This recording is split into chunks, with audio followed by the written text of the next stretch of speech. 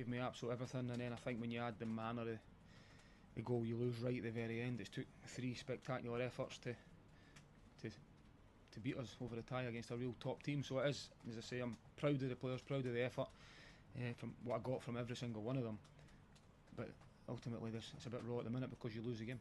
There was, Warren mentioned that the players were so concentrated in this game, and then did you feel as if there was just a momentary lapse when that first one went in, because it's the first time they've had a sniff of a shot? You were throwing bodies in at every chance. Yeah, I think probably a bit of both. You'll always look at it and say, can you do better to stop the shot? I've only seen it live, I've not really watched it back, but at the time I think it's as good a strike as I've seen at Easter Road, to be honest. He hits it really, really well through bodies. So we'll obviously analyse everything, we look at every goal and every opportunity that we give up within the game, but it has took a strike for 40 yards tonight, and then an overhead kick and a dead ball from 30 yards in the first leg. So no, the players can take a lot of pride for the way they defended, the concentration that needed to be there. A challenge to the players before we played a team of this level is you need to be at the very best all the time. That's the level, that's the concentration levels required, and as I say, I can't fault the effort, I can't fault what they've given me over a course of 210 minutes. And do you think there's a greater learning curve when you come up against a side like that, technically, what they can provide in that final third that will serve you well for next week? Yeah, I think you need to obviously try and improve all the time. I think even when you look at how the 2 ties have went, I think we've improved tonight in terms of we had more control in the game in terms of certain areas, and some passages of play were a little bit braver on the ball. Still not at our absolute best, we can still improve in that area, but I think the way we played tonight was a lot braver, and we needed to be, because we couldn't play, you know, just constantly sitting in. We can still improve in certain situations, a couple of scenarios where we didn't quite make the best of it. But then when you think back to what their biggest threat is, set pieces are huge for them.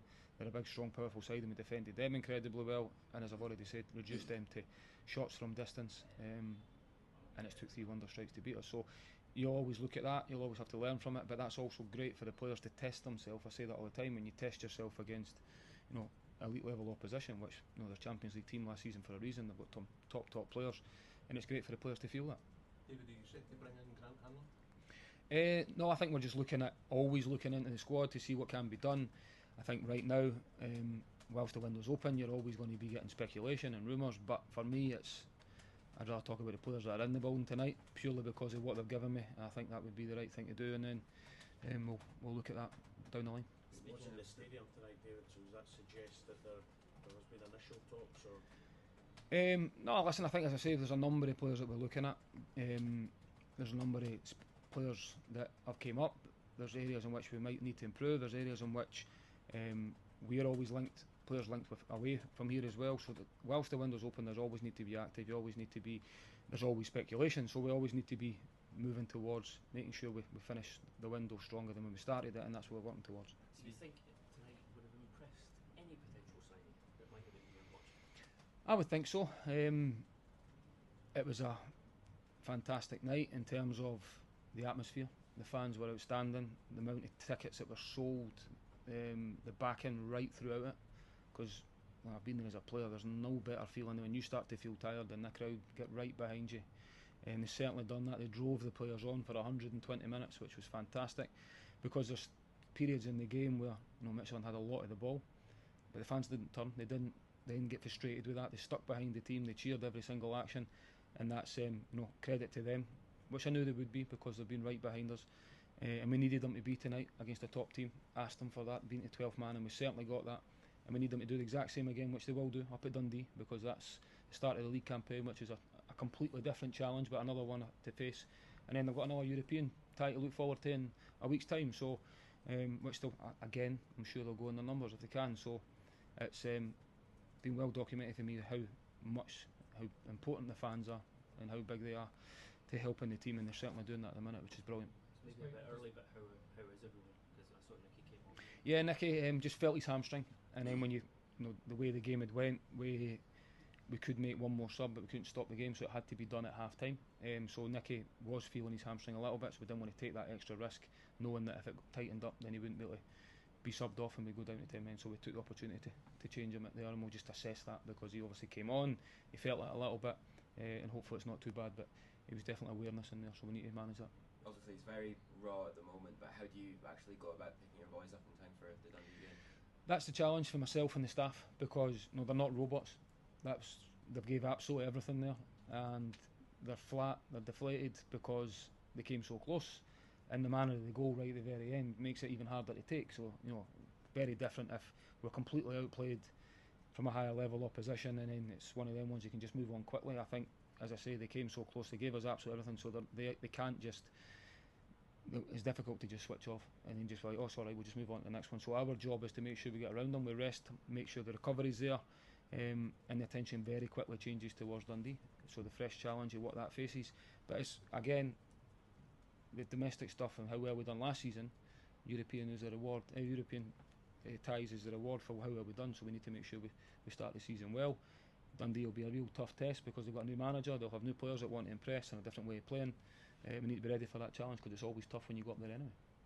I think you get into that match now as a side with a different attitude about it, because people might look and say, well, Hibs will be favourites because of what you achieved at the tail end of last season. It's a scalp to be taken. No, I think it's always tough going up there anyway. The league showed that last season. Think about everybody can beat everyone, how tight it was throughout the whole season. The last time we went up there obviously was a real difficult night, so I think expect it to be a real tough test.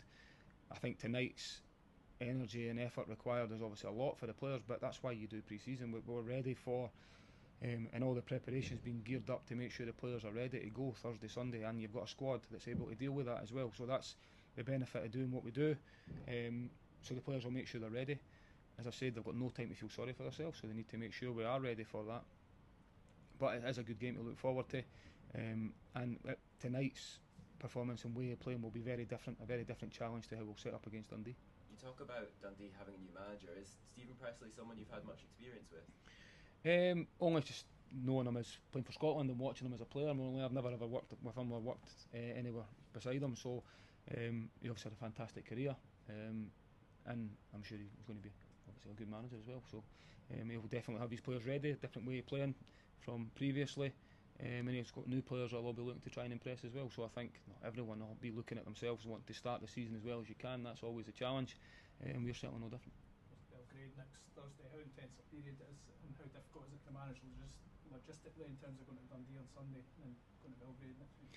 Yeah, we'll do everything we can to make it as easy as possible for the players. The one thing you want to always do is you want to make sure they're going into it as fresh as you can. So the Belgrade game will take care of itself by the time we get to that. The plans will go in place to make sure we can get there the easiest way, the quickest way.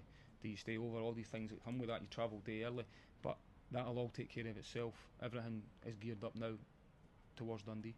We make sure we get everybody with the game plan ready to go up there to make sure we try and win the game, and then the attention then will look forward to Thursday night in Europe again, which naturally the players will all be ready for again.